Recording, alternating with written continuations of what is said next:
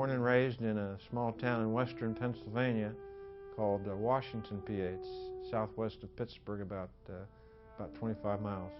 I went to parochial high school. They didn't have sports until my sophomore year, and they had basketball, and I never practiced or been much at basketball, so I wasn't really a superstar. I did shoot on a rifle team, but it was a club team throughout my high school years, and I was a Boy Scout. So I really liked Boy Scouts. I made it to the rank of Eagle, and that was a very good background for my military activities.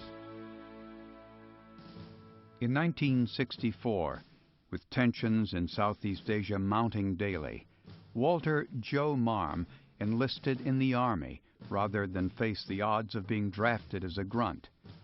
After graduating from officer candidate school, the young second lieutenant was assigned to an air mobile unit, a new type of fighting force that would use helicopters to deploy into battle. On November 14, 1965, Marm was leading a rifle platoon through the Ia Drang Valley when he received word that a sister company had been cut off and were under heavy enemy fire. Ordered to relieve the embattled company, Marm and his group were headed into one of the first major battles of the Vietnam War. My company commander says, attached me to Bravo Company to make an assault to try to get up to them. So I went up and linked up with the Bravo Company commander, and we made an attempt to get up to Bravo Company. We weren't successful. We had to pull back. And so we started up a second time late in the afternoon with an artillery prep in front of us. And we were taking heavy fire from our front, from the NVA. And there was one machine gun. It was an anthill. We call it a machine gun bunker, but it was a solidified rock anthill. It was about 7 or 8 feet in height and maybe about 6 feet in length. And there were shrubs and trees around it. So it was very difficult to get a grenade over it where the enemy was. I tried to get one of my men to throw a grenade from where we're at, because we were pretty much right in front of the bunker, and I thought we were in a pretty strategic position because most of the firing was going on out to the flanks of the bunker. He threw it and it landed, didn't get over, landed in front, made a big boom. I shot a light anti-tank weapon into that bunker to try to silence it. It went off and made a big boom. Really picked up the morale, picked up my morale because of we thought we knocked it out. We started forward again, and the weapons fire all along our front picked up again. That's when I said it's time for me to do it myself. So I ran across 40, 50 yards of open terrain and charged the bunker. Had my rifle and my grenades with me.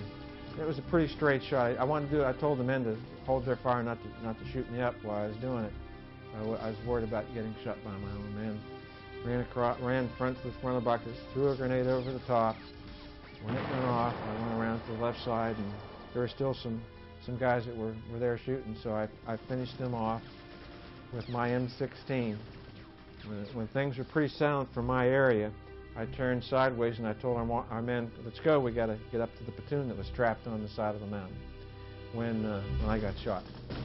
Went in my left jaw and went out here, and kind of ruined my day. I thought I had to feel my teeth to make sure I still had my teeth, and one of my sergeant that was the medic in Korea came up, and him and a couple of other guys were the first up. They made it up to me okay, and they patched me up, and a couple of my men took me to the back. That was the first day of the battle, and it lasted for 2 more days. On December 19, 1966, 3 years before returning to Vietnam, Marm was presented the Medal of Honor by Secretary of the Army Stanley Reeser in a ceremony at the Pentagon. It was a very nice ceremony. A young lieutenant, fresh out of Vietnam and fresh out of the mountains of North Georgia, I was kind of in shell shock. If you can imagine being around that much brass. It was quite an awesome experience to see that many generals in one place at one time. I was in awe of all of them. Some people say the medal is harder to wear than it is to earn. I've always been very humble and feel that I wear the medal for all those soldiers in the 1st Cav that were there in that battle and other battles I'm just the caretaker of the medal for them.